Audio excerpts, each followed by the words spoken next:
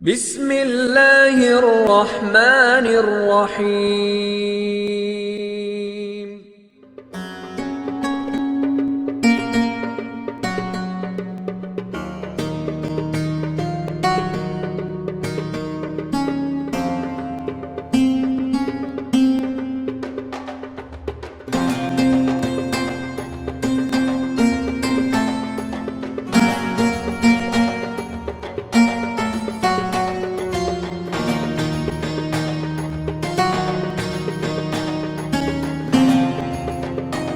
والسلام علی اشرف الانبیاء والمرسلین محمد بن عبداللہ الامین وعلی آلہ وصحبہ الطیبین الطاہرین اما بعد۔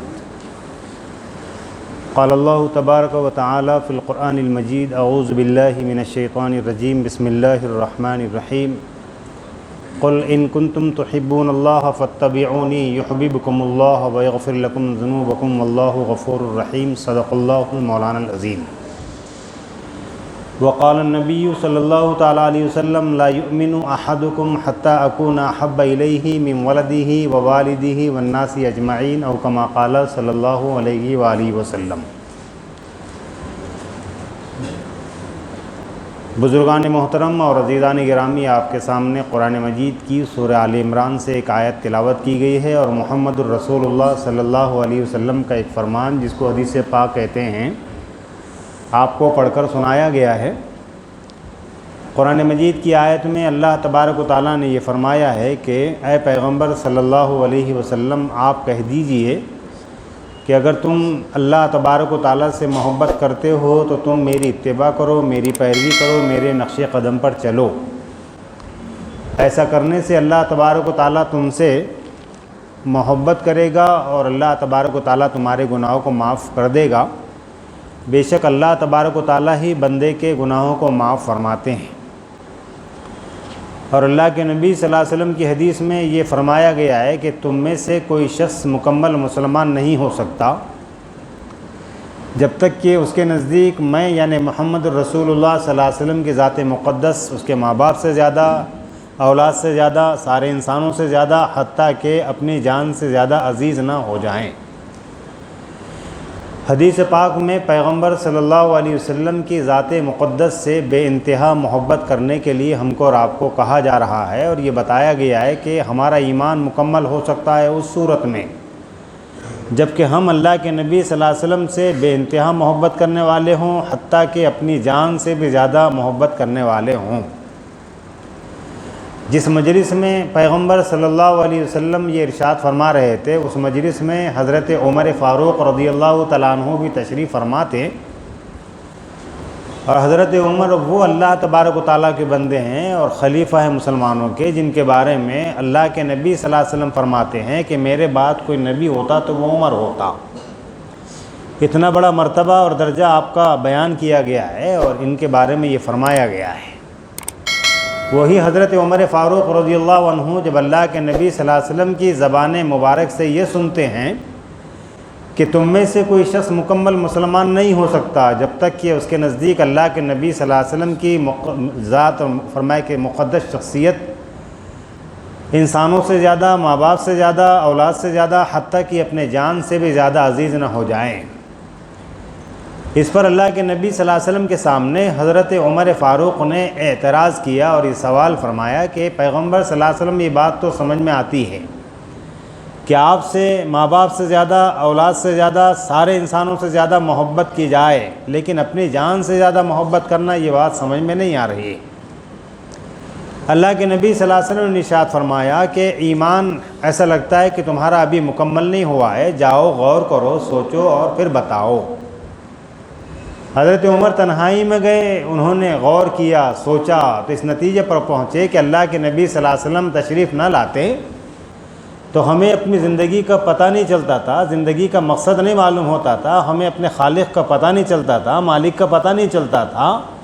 آپ تشریف لائے تو آپ نے یہ بتایا کہ تمہارا خالق کون ہے، تمہارا مالک کون ہے، تمہیں کس نے پیدا کیا، کیوں پیدا کیا گیا۔ یہ ساری باتیں اللہ کے نبی صلی اللہ علیہ وسلم کے آنے کی وجہ سے ہم کو معلوم ہوئی ہے، تو وہ دوڑتے ہوئے، بھاگتے ہوئے آئے اور عرض کیا کہ پیغمبر صلی اللہ علیہ وسلم اب مجھے اطمینان ہو گیا ہے کہ آپ کی ذات ہمیں اپنی جان سے زیادہ عزیز ہونا چاہیے. کیوں؟ اس لیے کہ یہ پیشانی جو ہے کہ اکیلے اللہ کے سامنے جھک رہی ہے، یہ آپ کے بتانے کی وجہ سے جھک رہی ہے. آپ تشریف نہ لاتے تو ہمیں اپنے خالق اور مالک کا پتہ نہیں چلتا، اور یہ پیشانی جو اکیلے اللہ کے سامنے جھک رہی ہے پتہ نہیں کہاں کہاں جھکتی. آپ آئے تو آپ نے بتایا کہ زندگی کا مقصد کیا ہے، تمہارا خالق کون ہے، تمہارا مالک کون ہے، زندگی کا مقصد کیا ہے. یہ ساری باتیں آپ صلی اللہ علیہ وسلم کی وجہ سے، آپ کے ذریعے سے معلوم ہوئی. تو آپ کا ہم پر حق بنتا ہے کہ ہم اپنی جان سے بھی زیادہ اللہ کے نبی صلی اللہ علیہ وسلم سے محبت کریں. ربیع الاول کا مہینہ آ بھی گیا اور جا بھی رہا ہے. اس کی آج تقریباً 22 تاریخ ہے، اور یہ بات بھی یاد رکھنی ہے کہ ہم رہیں نہ رہیں ربیع الاول کا مہینہ آتا رہے گا اور جاتا رہے گا. اور یہ بات بھی طے ہے کہ جتنی عمریں ہماری ہے اتنی مرتبہ ربیع الاول کا مہینہ آیا ہے ہماری زندگی میں. اور میں کہتا ہوں آپ سے کہ یہ ربیع الاول کا مہینہ ہمیں یہ بتانے کے لیے آتا ہے، یہ پیغام دینے کے لیے آتا ہے کہ آج سے 1500 سال پہلے محمد رسول اللہ صلی اللہ علیہ وسلم اس دنیا میں تشریف لائے تھے، اور آپ نے اللہ کے بندوں کا تعلق اللہ سے جوڑا تھا. اس کے لیے محنتیں فرمائی تھی، تکلیفوں کو برداشت کیا تھا، ایذاؤں کو برداشت کیا تھا. آپ کی مکے کی 10 سالہ زندگی کو دیکھ لیجئے کہ کوئی ایسا ظلم نہیں باقی رہ گیا تھا جو پیغمبر صلی اللہ علیہ وسلم پر آزمایا نہ گیا ہو، آپ پر ڈھایا نہ گیا ہو. لیکن اسلام کے خاطر، دین کے خاطر اللہ کے نبی صلی اللہ علیہ وسلم نے ان سارے ظلم و ستم کو برداشت کیا ہے، اور اس پر کبھی بدلہ نہیں لیا آپ نے. اللہ کے نبی صلی اللہ علیہ وسلم کی سیرت اور پوری زندگی اور پوری کتاب اور اس کا ہر ورق ہم سے اور آپ سے یہ کہہ رہا ہے کہ اللہ کے نبی صلی اللہ علیہ وسلم کی سیرت پڑھو اور دیکھو. اس کا ایک ایک ورق اس لائق اور قابل ہے کہ اس کو غور سے پڑھ کر، سمجھ کر، عمل کر کے دنیا اور آخرت میں کامیابی حاصل کی جا سکتی. لیکن ہمارا مسئلہ یہ ہے کہ ہم بہت ساری چیزوں کو پڑھ تو لیتے ہیں، سن تو لیتے ہیں، لیکن عمل کرنے کے لیے تیار نہیں رہتے، شاید توجہ نہیں دیتے ہیں. تو ربیع الاول کا مہینہ ہمیں آواز دینے کے لیے آیا ہے، پیغام دینے کے لیے آیا ہے کہ تم نے اللہ کے نبی صلی اللہ علیہ وسلم کی سیرت سے کس قدر نسبت پیدا کی ہے. اگر تم یہ کہتے ہو کہ اللہ کے نبی صلی اللہ علیہ وسلم کے ہم امتی ہیں اور ہم اللہ کے نبی صلی اللہ علیہ وسلم سے بے انتہا محبت کرتے ہیں، تو کیا تم نے اللہ کے نبی صلی اللہ علیہ وسلم کی خاصیتیں، خصوصیات، صفتیں اپنے اندر پیدا کی؟ اگر کی ہے تو بہت اچھی بات، اور اگر نہیں کی ہے تو ربیع الاول کا مہینہ جانے سے پہلے ہمیں یہ پیغام دینا چاہتا ہے کہ وہ آئے گا بھی، جائے گا بھی، لیکن تم نے اس سے کس قدر مناسبت پیدا کی ہے، تم نے اس کا استقبال کیسے کیا ہے، تم نے اس سے کچھ حاصل کیا یا آتا اور جاتا رہا یہ دیکھتے رہے. تو ظاہر ہے کہ ہم سب کا جواب یہ ہے اور ہونا چاہیے کہ ربیع الاول کا مہینہ جب آتا ہے تو ہم کچھ نہ کچھ اللہ کے نبی صلی اللہ علیہ وسلم سے نسبت پیدا کرنے کے لیے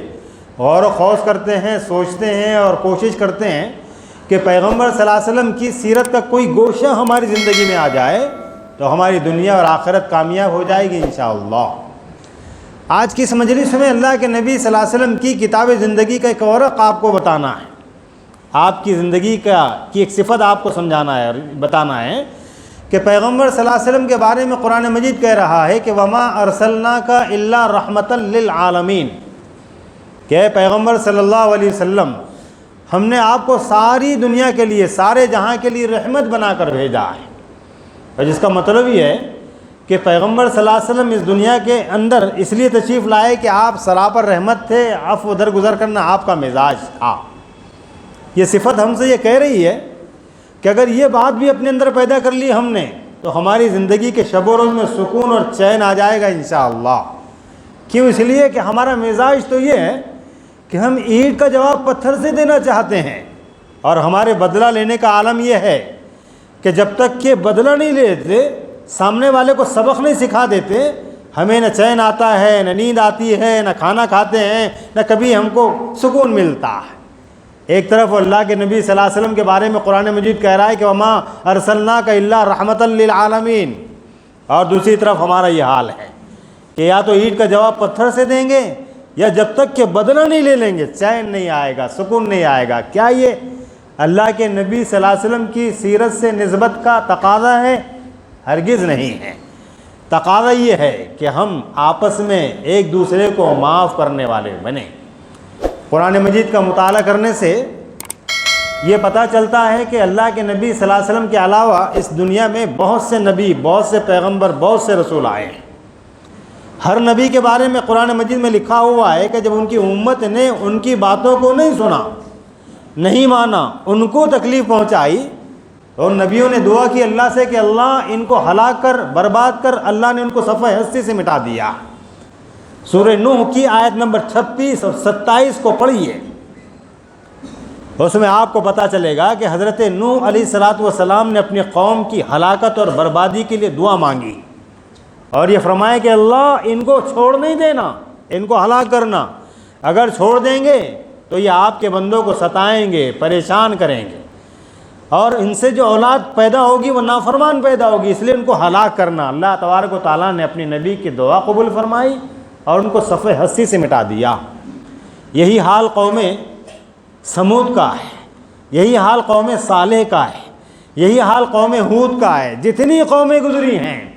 اللہ کے نبی صلی اللہ علیہ وسلم سے پہلے، ساری قوموں کے لیے ان کے نبیوں نے اگر ان کی بات کو نہیں سنا، نہیں مانا،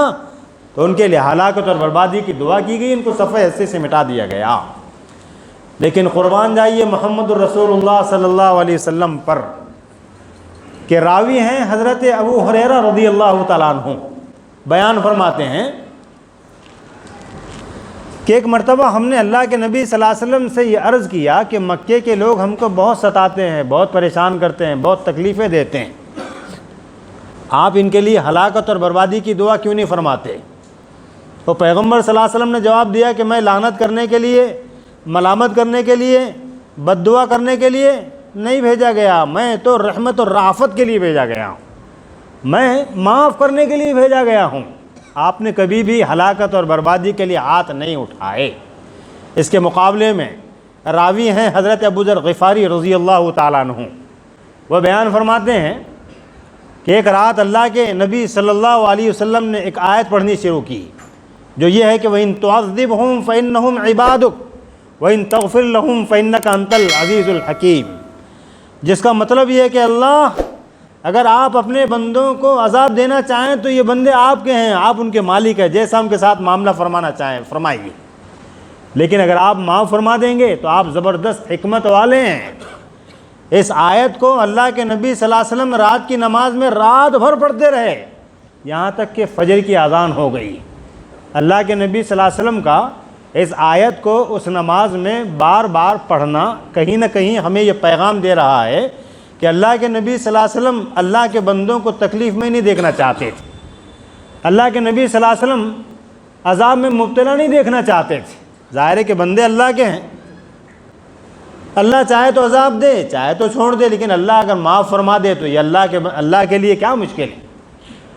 اللہ کے نبی صلی اللہ علیہ وسلم کے بارے میں یہ قرآن مجید کی آیت ہم سے یہ کہہ رہی ہے کہ اللہ کے نبی صلی اللہ علیہ وسلم معاف کرنے کو بے حد پسند فرماتے تھے۔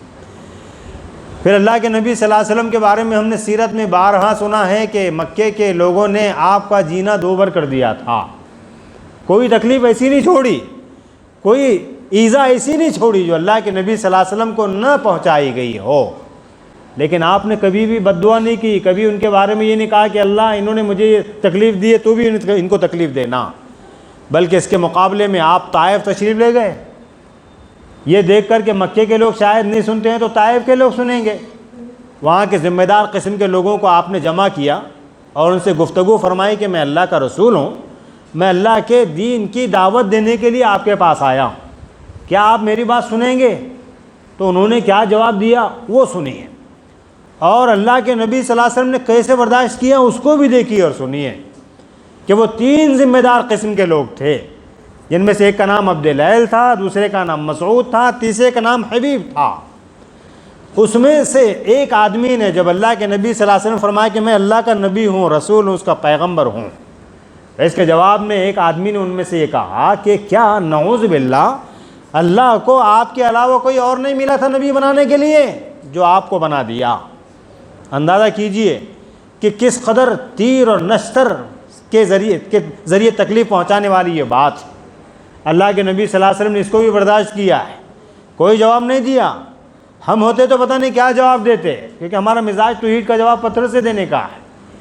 دوسرے آدمی نے یہ کہا کہ اگر تم اپنے کو نبی، پیغمبر یا رسول کہتے ہو تو میں اپنے آپ کو تم سے بات کرنے کے لائق نہیں سمجھتا۔ اس قدر توہین کا، اہانت کا معاملہ پیغمبر صلی اللہ علیہ وسلم کے ساتھ کیا گیا ہے، لیکن آپ نے برداشت کیا، بدلہ نہیں لیا، برا نہیں مانا۔ اس پر ہی ان لوگوں نے بس نہیں کیا،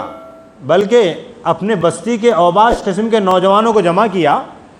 اور یہ کہا کہ اس شخص کو، یعنی محمد الرسول اللہ صلی اللہ علیہ وسلم کو پتھر مار مار کر اپنی بستی سے باہر نکال دینا۔ تاریخ گواہ ہے، آسمان کی آنکھوں نے دیکھا ہے، سیرت میں یہ بیان کیا گیا ہے کہ پیغمبر صلی اللہ علیہ وسلم نے اس دین کی سربلندی کے لیے اس تکلیف کو بھی برداشت کیا کہ آپ کے جسم مبارک سے خون نکلا، نالین سے خون نکلا، آپ خونہ خون ہوئے، آپ کو تکلیف پہنچائی گئی۔ اور پھر ایسا بھی وقت بھی آیا کہ جب آپ زخموں سے چور ہو کر گر پڑے تو بے ہوش ہو گئے۔ ظاہر ہے کہ آپ انسان تھے، تکلیف کا احساس آپ کو بھی ہوتا تھا، لیکن جب ہوش میں آئے تو آپ نے اللہ رب العزت کے سامنے ہاتھ پھیلائے اور یہ فرمایا کہ اللہم اہدی قومی فإنہم لا یعلمون، اللہم اہدی قومی فإنہم لا یعلمون، جس کا مطلب یہ ہے کہ اللہ میری قوم کو ہدایت نصیب فرما، وہ نہیں جانتی کہ وہ کیا کر رہی ہے۔ اے اللہ میری قوم کو ہدایت نصیب فرما، وہ نہیں جانتی کہ وہ کیا کہہ رہی ہے۔ پیغمبر صلی اللہ علیہ وسلم نے اتنی تکلیفوں کے بعد، اتنی ایذا رسانیوں کے بعد، اتنی برداشت کے بعد بھی ان لوگوں کی ہدایت کے لیے دعا مانگی۔ پیغمبر صلی اللہ علیہ وسلم کا یہ عمل ہم سے کہہ رہا ہے کہ کہیں نہ کہیں برداشت کرنے کا مادہ اپنے اندر پیدا کیجیے، عفو و درگزر اپنا مزاج بنائیے۔ اگر ایسا نہیں ہوگا، ایک طرف تو یہ ہو رہا ہے کہ ہماری زندگیوں کو دیکھ کر لوگ اسلام سے دور بھاگ رہے ہیں، اور خود ہمارا حال یہ ہے کہ سماج میں، سوسائٹی میں، معاشرے میں کوئی ہمارے ساتھ رہنے کے لیے تیار نہیں ہے، کیونکہ وہ جانتے ہیں کہ مسلمان اس کو کہتے ہیں جو تکلیف پہنچاتا ہے، جو ایذا پہنچاتا ہے، جو ساتھ میں رکھنے کے لائق اور قابل نہیں ہے۔ اس لیے نہیں ہے کہ اس نے اپنے کو اللہ کے نبی صلی اللہ علیہ وسلم کی سیرت سے مزین نہیں کیا ہے، اللہ کے نبی صلی اللہ علیہ وسلم کی سیرت اپنے اندر پیدا کرنے کی کوشش نہیں کی ہے، جس کی وجہ سے ساری دنیا میں ذلیل ہو رہا ہے، ساری دنیا میں رسوا ہو رہا ہے۔ کوئی اس کو ساتھ میں رکھنے کے لیے تیار نہیں ہے۔ ایک زمانہ ایسا تھا کہ جس کو مسلمان کو دیکھ کر لوگ اسلام سمجھتے تھے اور یہ کہتے تھے کہ دیکھو یہ اسلام کا نمائندہ جا رہا ہے، یہ اسلام کی تصویر ہے، اس کا اٹھنا بیٹھنا، کھانا پینا، چلنا پھرنا، بولنا بتانا سب اسلام کے عین مطابق ہوتا تھا، تو لوگ اس کے ساتھ بھی رہنا پسند کرتے تھے، اس کو پاس بھی رکھنا پسند کرتے تھے۔ لیکن آج ہماری زندگیاں اس سے خالی ہے، جس کی وجہ سے نہ تو کوئی ہم کو رکھنے کے لیے تیار نہیں ہے ساتھ میں، اور نہ ہی کوئی برداشت کرنے کے لیے تیار نہیں ہے۔ اگر ہم چاہتے ہیں کہ اپنا کھویا ہوا مقام دوبارہ حاصل کریں تو ہمیں وہ صفتیں اللہ کے نبی صلی اللہ علیہ وسلم کی اپنے اندر پیدا کرنی پڑے گی۔ تو سب سے پہلی چیز یہ کہ عفو و درگزر کا معاملہ کیجئے، لوگوں کو معاف کرنے کا مزاج بنائیے۔ بدلہ لینا عقل مندی نہیں ہے، معاف کرنا عقل مندی ہے۔ پیغمبر صلی اللہ علیہ وسلم سے پوچھا گیا کہ طاقتور کون ہے، بلکہ خود آپ نے صحابہ سے پوچھا کہ تمہارے نزدیک طاقتور کون ہے، تو کسی نے کچھ کہا، کسی نے کچھ کہا، تو اس کے جواب میں اللہ کے نبی صلی اللہ علیہ وسلم نے ارشاد فرمایا کہ طاقتور وہ ہے جو بدلہ لینے کی طاقت کے باوجود معاف کر دیتا ہے۔ یہ صفت ہمیں اپنے اندر پیدا کرنے کی ضرورت ہے۔ تو اللہ کے نبی صلی اللہ علیہ وسلم نے دعا مانگی اور اس کے بعد ہاتھ نیچے کر دیا آپ نے، تو ملک الجبال آپ کی خدمت میں حاضر ہوئے اور عرض کیا کہ اللہ تبارک و تعالیٰ نے جو حرکت ان لوگوں نے آپ کے ساتھ کی ہے، سزا کے لیے آپ کے پاس ہم کو بھیجا ہے، اور سزا یہ ہے کہ یہ بستی جس کو طائف کہتے ہیں 2 پہاڑوں کے درمیان میں آباد ہے۔ اگر آپ حکم دیں، آپ اجازت دیں، آپ مناسب سمجھیں تو ان دونوں پہاڑوں کو آپس میں ملا کر اس کے درمیان کے رہنے والوں کو چکنا چور کر دیا جائے، صفحہ ہستی سے مٹا دیا جائے۔ قربان جائیے محمد الرسول اللہ صلی اللہ علیہ وسلم کے کہ آپ نے فرمایا کہ نہیں میں اس کی اجازت نہیں دیتا، اگر یہ لوگ میری بات نہیں سنتے، نہیں مانتے، تو مجھے اللہ کی ذات سے امید ہے کہ اللہ ان کی نسلوں میں سے ایسے لوگ پیدا کرے گا جو دین کے اوپر عمل کرنے والے ہوں گے، دین کے اوپر چلنے والے ہوں گے، دین کے داعی اور دین کے سپاہی ہوں گے۔ چنانچہ آج جا کر دیکھ لیجئے طائف میں ڈھونڈنے سے بھی ایک آدمی آپ کو ایسا نہیں ملے گا جو اللہ کے نبی صلی اللہ علیہ وسلم سے بے انتہا محبت نہ کرتا ہو، جو کلمہ گو نہ ہو، جو مسلمان نہ ہو۔ یہ اللہ کے نبی صلی اللہ علیہ وسلم کی دعاؤں کا نتیجہ ہے، یہ اللہ کے نبی صلی اللہ علیہ وسلم کی برداشت کرنے کا ثمرہ ہے، یہ اللہ کے نبی صلی اللہ علیہ وسلم کی خدمات کا بدلہ ہے جو ساری دنیا دیکھ رہی ہے۔ تو اس میں ہمارے لیے کیا ہے؟ صرف واقعات کو سننا، واہ واہ کرنا، سر دھننا، یہ کبھی مناسب نہیں رہتا ہے۔ مناسب یہ ہے کہ جو بات اللہ کے نبی صلی اللہ علیہ وسلم کی ذات مقدس کے بارے میں بیان کی جا رہی ہے کہ آپ عفو درگزر کو پسند فرماتے تھے، آپ معاف کرنے کو پسند فرماتے تھے، تو ہم نے اپنا مزاج بنا لینا چاہیے، ہمیں بھی معاف کرنا چاہیے، ہمیں بھی عفو درگزر سے کام لینا چاہیے۔ اگر ہم نے یہ صفت اپنے اندر پیدا کر لی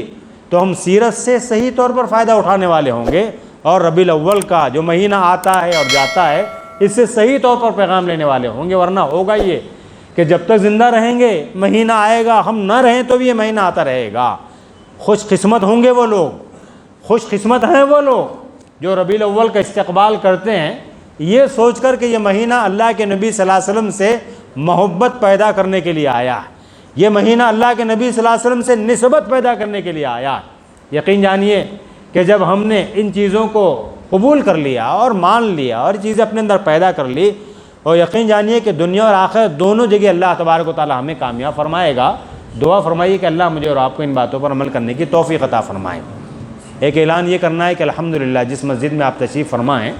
یہ مسجد جو ہے ویلفیئر کاموں کا ایک بہت بڑا سینٹر ہے۔ ایک کام ہو، دو کام ہو، تین کام ہو تو بتایا جائے۔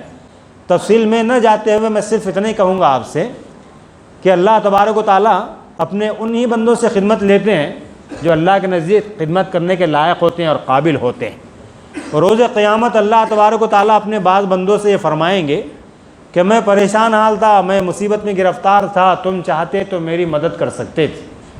تو بندہ تعجب سے پوچھے گا کہ اللہ آپ تو پالنہار ہیں، پروردگار ہیں، ساری دنیا کے مالک ہیں، آپ کو چیزوں کی کیا ضرورت ہے؟ آپ کیسے پریشان رہ سکتے ہیں؟ آپ کیسے مصیبت میں گرفتار ہو سکتے ہیں؟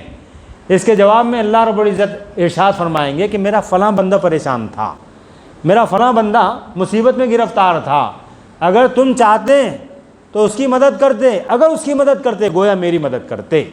تو معلوم یہ ہوا کہ اللہ کے بندوں کی خدمت کرنا اللہ کی خدمت کرنے کے جیسا۔ اور آپ کو پتہ ہے کہ یہاں پر جو بہت بڑے بڑے کام کیے جا رہے ہیں اس میں سے ایک کام یہ ہے کہ دواخانے میں مریض اور اس کے رشتہ داروں کو جو کھانا پہنچانے کا کام کیا جاتا ہے یہ جتنا سننے کے اعتبار سے آسان ہے، سہل ہے، اتنا ہی انجام دینے کے اعتبار سے مشکل ہے۔ اس معنی کر کہ سارے لوگوں سے کلیکشن کرنا، پھر اس کو پکانا، لے جانا، تقسیم کرنا، مستحق لوگوں تک اس کو پہنچانا، یہ بہت بڑا کام ہے۔ ہمیں ان کا تعاون کرنا چاہیے، ہمیں ان کی مدد کرنا چاہیے۔ کیوں؟ اس لیے کہ جو کام ہمیں کرنا چاہیے تھا اللہ تبارک و تعالیٰ نے ان کے ذریعے کرانے کا فرمایا کہ ایک سلسلہ جاری کیا، تو کیوں نہیں ہم ان کی مدد کریں اس اعتبار سے کہ کم مالی اعتبار سے ہی ان کو سہارا دے دیا جائے اور کوئی ایسا تعاون کر دیا جائے کہ صاحب ہماری طرف سے یہ کام کر دیا جائے۔ تو یقین جانیے جو مصیبت میں گرفتار ہوتا ہے، پریشان ہوتا ہے، وہ اگر کوئی دعا دیتا ہے تو اللہ تبارک و تعالیٰ اس کی دعا کے بدلے میں پتہ نہیں کس اجر سے ہم کو اور آپ کو نوازیں گے، میں اندازہ نہیں ہے۔ مصیبت زدہ اگر کوئی دعا کرتا ہے تو ضرور ہی اللہ تبارک و تعالیٰ اس کو قبول فرماتے ہیں۔ اندازہ کیجئے کہ ایک بیمار ہے، اس کے ساتھ لوگ آئے ہوئے ہیں، پتہ نہیں کہاں کہاں سے آتے ہیں، اللہ ہماری حفاظت فرمائے۔ اگر ہمیں اس مسئلے میں گرفتار کر دیا جائے تو ہمیں اندازہ ہوگا کہ کتنی مصیبتوں میں آدمی گرفتار رہتا ہے، کتنے مسائل میں وہ گرفتار رہتا ہے اور کتنی پریشانیوں سے اس کو سامنا کرنا پڑتا ہے۔ اللہ کا فضل ہے کہ اس نے ہمیں ان ساری چیزوں سے بچایا، تو کم از کم ہماری ذمہ داری بنتی ہے کہ اللہ کے ان بندوں کی کوئی مدد کی جائے۔ قرآن کریم نے اللہ کے راستے میں خرچ کرنے کو بہت پسند کیا ہے، اور متعدد روایتوں میں، متعدد قرآن مجید کی آیتوں میں، روایتوں میں، اللہ کے نبی صلی اللہ علیہ وسلم کی حدیثوں میں اس کی ترغیب دی ہے۔ سب سے بہترین آیت وہ ہے جس میں قرآن مجید ہم کو اور آپ کو ابھار رہا ہے اور یہ کہہ رہا ہے کہ تم اللہ کے راستے میں جب دیتے ہو اللہ کے مال کو، یعنی اللہ کا ہی مال ہے اور اسی کو اللہ کے راستے میں دینے پر اللہ تبارک و تعالیٰ اجر دیتے ہیں۔ غور کرنے کی بات، قرآن کریم کہہ رہا ہے کہ ان لوگوں کی مثال جو اللہ کے مال کو اللہ کے راستے میں خرچ کرتے ہیں ایسی ہے جیسے کسان ہوتا ہے، وہ زمین میں دانہ ڈالتا ہے، زمین میں دانہ بوتا ہے، اس سے ایک پودا نکلتا ہے، وہ جھاڑ بنتا ہے، اور اس کو بالیں آتی ہے، ہر بالی میں دانے ہوتے ہیں، 100 دانے ہوتے ہیں، اور پتہ نہیں وہ کتنی بالیاں ہوتی ہے۔ قرآن کریم کہہ رہا ہے کہ اللہ جس کو چاہتے ہیں اس سے بھی زیادہ نوازتے ہیں۔ تو دانہ ڈالا تھا ایک، نکلا پودا، بنا جھاڑ، بالیاں آئی، پتہ نہیں لاتعداد دانے ملے۔ اللہ کی ذات پر بھروسہ کیجئے اور اللہ کے راستے میں اللہ کے مال کو خرچ کیجئے، اور دیکھیے کہ اللہ تبارک و تعالیٰ کیسے اس کو لوٹاتے ہیں۔ قرآن مجید کہہ رہا ہے، بلکہ اللہ کے نبی صلی اللہ علیہ وسلم فرماتے ہیں کہ جب روز قیامت بندہ اللہ کے دربار عالی میں جائے گا تو اللہ فرمائیں گے یہ مال کا ڈھیر لے لو، تمہارا ہے۔ اور بندہ پوچھے گا کہ اللہ میں نے تو کبھی اتنا مال آپ کے راستے میں خرچ نہیں کیا تھا، یہ مال کیسا ہے؟ اللہ فرمائیں گے کہ تم نے ہمارے مال کو اخلاص سے ہمارے راستے میں خرچ کیا تھا، پھر ہم نے اس کی حفاظت کی فرشتوں کے ذریعے سے، اس کو ڈیولپ کیا، اس کو بڑھایا، اتنا بڑھا دیا کہ وہ اتنا بڑا ڈھیر بن گیا۔ تو معلوم یہ ہوا کہ اللہ کے مال کو اللہ کے راستے میں دینے سے اللہ بے پناہ اس کے اندر اضافہ فرماتے ہیں۔ اور اللہ کے خزانوں میں کیا کمی ہے؟ دنیا کی تاریخ بتاتی ہے کہ ہاتھ کا میل ہے مال، کبھی آپ کے پاس، کبھی میرے پاس، کبھی کسی کے پاس، یہ آتا ہے اور جاتا ہے۔ عقل مندی کا تقاضا یہ ہے کہ اگر اللہ نے نوازا ہے تو خاموشی سے اللہ کے راستے میں خرچ کر دینا۔ پیغمبر صلی اللہ علیہ وسلم فرماتے ہیں کہ سب سے اچھا خرچ وہ ہے کہ سیدھا ہاتھ دے تو الٹے ہاتھ کو بھی پتہ نہ چلے، تو یہ اللہ تبارک و تعالیٰ کو زیادہ پسند ہے۔ اللہ کے نبی صلی اللہ علیہ وسلم کی حدیث میں ماں حضرت عائشہ صدیقہ رضی اللہ تعالیٰ عنہا کا واقعہ بیان کیا گیا ہے، جو ہمارے مزاج کی عکاسی کرتا ہے اور ہمیں یہ کہتا ہے کہ جس مال کو ہم اپنا مال کہتے ہیں اور یہ سمجھتے ہیں کہ جو باقی رہ گیا وہ ہمارے کام آنے والا ہے، تو یقین جانیے وہ باقی رہنے والا کام نہیں آتا۔ جو بانٹ دیا جاتا ہے، جو تقسیم کر دیا جاتا ہے، جو دے دیا جاتا ہے، وہ باقی رہتا ہے۔ اللہ کے نبی صلی اللہ علیہ وسلم کی حدیث میں ایک مرتبہ یہ ذکر کیا گیا ہے، ماں حضرت عائشہ صدیقہ رضی اللہ عنہا سے آپ نے بیان فرمایا کہ میرا دل بکری کا گوشت کھانا چاہتا ہے۔ آپ کے حکم پر ماں عائشہ صدیقہ نے ایک بکری کا بچہ ذبح کر دیا کہ آپ کو کھلانا ہے پکا کر۔ آپ صلی اللہ علیہ وسلم شام میں تشریف لائے تو آپ نے حضرت عائشہ سے پوچھا کہ وہ جو بکری کے گوشت کے بارے میں ہم نے کہا تھا اس کا کیا ہوا؟ تو جو جواب حضرت عائشہ نے دیا تھا وہ سنیے، اور پیغمبر صلی اللہ علیہ وسلم کی اصلاح کیسے فرمائی وہ بھی سنیے، جو ہمیں یہ پیغام دے رہی ہے، حدیث یہ پیغام دے رہی ہے کہ ہمارا مزاج یہ ہے کہ ہم یہ سمجھتے ہیں کہ جو ہم کھا لیں گے، جو ہمارے استعمال میں آ جائے گا وہ بچ رہا ہے، حالانکہ وہ نہیں بچ رہا ہے۔ حضرت عائشہ صدیقہ رضی اللہ عنہا نے اللہ کے نبی صلی اللہ علیہ وسلم سے فرمایا کہ ہم نے آپ کے لیے تھوڑا سا گوشت بچا کے رکھا ہے، بقیہ سارا دے دیا ہے، سارا تقسیم کر دیا ہے، ہم نے اپنے لیے کچھ بھی نہیں رکھا۔ اس کے جواب میں اللہ کے نبی صلی اللہ علیہ وسلم نے ماں عائشہ صدیقہ رضی اللہ عنہا سے فرمایا کہ عائشہ اگر تم یہ سمجھ رہی ہو کہ جو دے دیا گیا ہے وہ ختم ہو گیا ہے، باقی نہیں رہنے والا ہے، اور جو باقی رہ گیا ہے جس کو ہم استعمال کرنے والے وہ باقی رہ گیا ہے، تو یہ اپنی نیت کو درست کرنے کی ضرورت ہے۔